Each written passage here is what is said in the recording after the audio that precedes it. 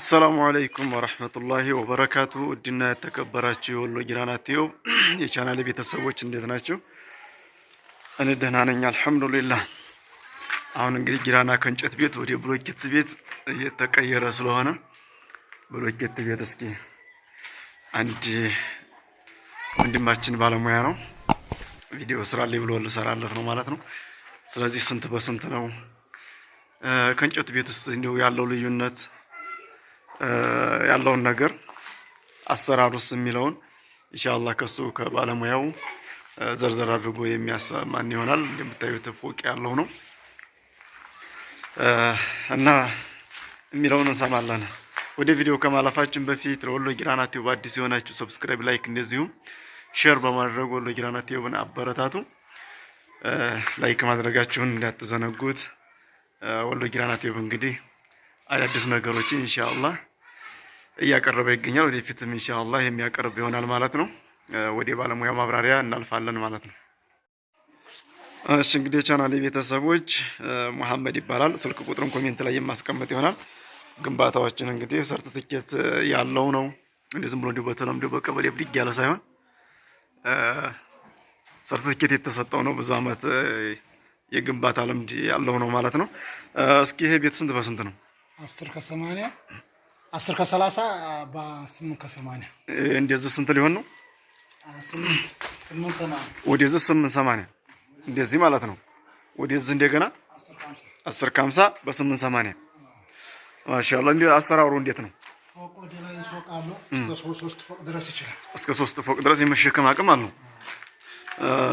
አሁን እስከ 3 ፎቅ ተሸካሚ ለማድረግ ብረት ለምሳሌ ፌሮ ባለ ስንት ነው የሚሰራበት? ባለ 14 ነው የተጠቀመው። ባለ 16 ይሆናል። ባለ 14ም ባለ 16ም በፈለከው ማድረግ ትችላለህ ማለት ነው። ለምሳሌ ፎቅ የሌለው ስለመስራት በባለ ስንት ነው የምትሰሩት? በባለ 12 ፎቅ የማይሸከም ከሆነ በባለ 12 ፎቅ የሚሸከም ከሆነ ደግሞ ባለ 14 እና ባለ 16 ነው የሚሆነው ማለት ነው። አሁን ይሄ ከመሬት ነው የተነሳችሁት? 3 ሜትር ወደ ታች 3 ሜትር ጥልቀት አለው ማለት ነው። ማሻአላህ። ስለዚህ በደንብ መሸከም አቅም አለው ማለት ወደ ታች 3 ሜትር ኮሎኑ ገብቷል ማለት ነው። ወደ ታች በሜትር በመሃል ደግሞ ጫማ አለው ውስጡ ሜትር ከ20 በሜትር ከ20 ሜትር ከ20 በሜትር ከ20 ጫማ አለው። ጥልቀቱ 35 ሳንቲም ሞልቷል ማለት ነው። 3 ሜትር ማለት ነው ጥልቀቱ። ማሻአላህ። ሴፍቲ ታንከርም ማምኑ እዚሁ አብሮ ነው የሚሰራው። እዚህ ጋር የምታዩት የሽንት ቤቱ አለ እዚህ ጋር ተገንብቷል። እንግዲህ ይሄሳ ጥልቀቱ ስንት ሜትር ነው? ጥልቀቱ 5 ሜትር እንደምታዩት 5 ሜትር ጥልቀት ያለው የሽንት ቤት አጠራቀሚው አለ። ቅድም ጠይቄው ነበር። እዚህ ጋር የምትመለከቷት የሆነ ጎዱ አለች። ለምሳሌ የሆነ ብልሽት ነገር ቢያጋጥም እዚህ ጋር መጎርጎር አያስፈልግም። የሚጠገነው እዚህ ጋር ነው ማለት ነው። የሆነ ብልሽት ነገር የዘጋው ነገር ካለ እዚህ ጋር ነው እንጂ የሚፈታው እዚያ ጋር አይደለም ማለት ነው። እንደምታዩት እዚህ ጋር ተቀምጣለች። ግጥማ ደግሞ ዋት እዚህ በዚች ትከደናለች። ማሻአላህ ነው። እንደው ከእንጨቱ ቤትና ከብሎኬት ቤት እንደው የሰፋ ልዩነት አለ። ለምሳሌ ብዙ ቤቶችን የሰራ ስለሆነ እንደው ወጪው ለምሳሌ ፎቅ ነው እንጂ ልዩነት የሚኖረው ፎቅማ ያው 2 ቤት 3 ቤት መስራት ነው።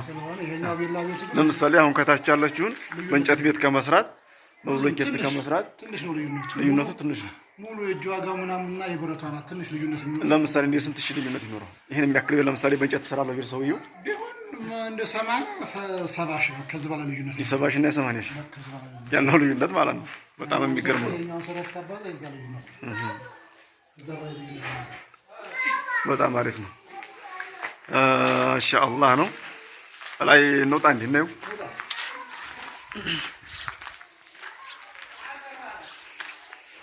እንደምታዩት መወጣጫው በዚህ ነው።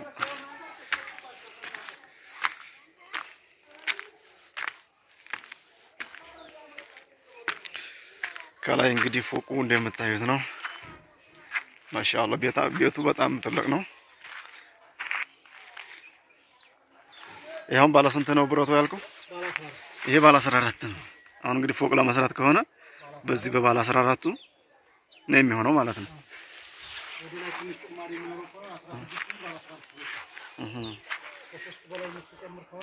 ከ3 በላይ አሁን የ3 መሸከም አቅም አለው። ማሻአላህ እንዲሁ ካሁን በኋላ እንጨት ቤት ባትሰሩ የሚል እኔም ምክር አለኝ። እኔም ለምሳሌ እንደ ቤቴ ቢፈርስ ቢያረጅ ማለት ነው በብሎኬት እንጂ በእንጨት በውጭ አላወጣም። ብዙ ነው እኮ ጣጣው። የጭቃ አለ፣ የጭድ ያለ፣ የመራጊ አለ፣ የሽቦ አለ፣ የሚስማር አለ። ብዙ ነው ኮተቱ የእንጨት ቤት። ይሄ ብሎኬት ተንደርድር እንደ ሰውየው ቢቸግረው እንኳን ማለት ነው ብሎኬቱን ደርድሮ በሩን ገጥሞ መኖር ይችላል። ማሻአላህ ጊራናንም እንግዲህ ከሞላ ጎደል እንደምታዩት ነው። ማንኛው ፎቅ ሲጨመር በደንብ ብድግ ብለን እናሳያቸዋለን። ስለዚህ አሁን ጊራና ለምሳሌ ብዙ ቤቶች በብሎኬት እየተገነቡ ነው። ስለዚህ በብሎኬት ብትሰሩ የእንጨቱን ቤት ቢቀርባችሁ የሚወጣው ወጪ እያየ ነው ስለሆነ ማለት ነው። በእንጨት ቤት የሚሰራው የዘንበድን ቤት የምንም ቤት እያሰራን እያየ ነው ስለሆነ ማለት ነው። ኮተቱ ብዙ ነው። ይሄ ኮተት የለውም። ብረትን ትገዛለህ፣ ሲሚንቶን ታቀርባለህ፣ አሸዋህን ታቀርባለህ። ባለሙያ ጋር ተነጋግረህ በቃ ሌላ ነገር የለውም። መገንባት ነው ማለት ነው። ምንም የምታስተላልፈው መልእክት አለ መሐመድ?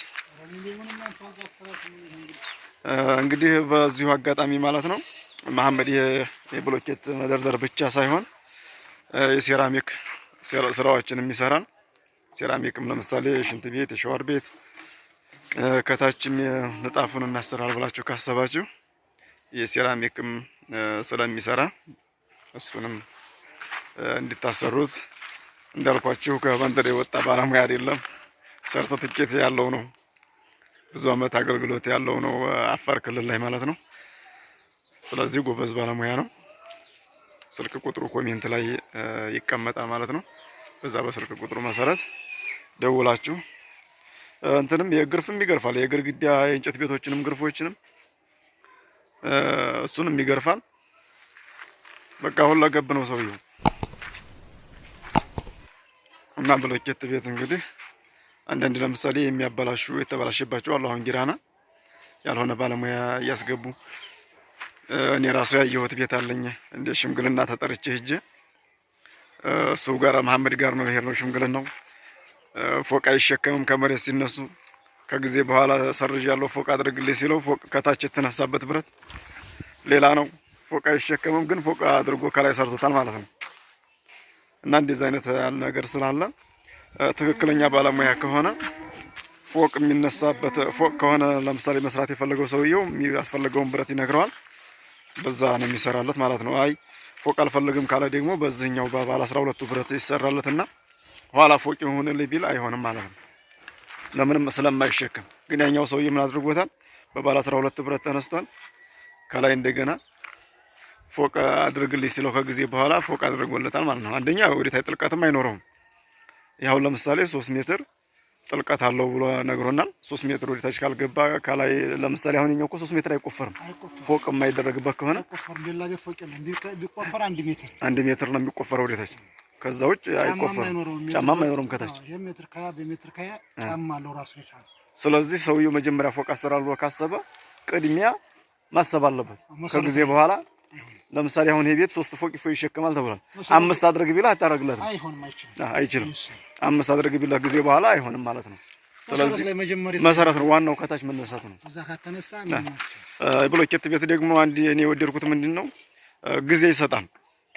አሁን የእንጨት ቤት ከተጀመረ ወዲያው ቶሎ ታልተገረፈ ወላው ታልተመርጎ ካልተባለ ብዙ ኮተት አለው ማለት ነው። ይሄኛው ግን የፈለከውን አመት መጠበቅ ይችላል። ኮሎኑን ታቆማላችሁ።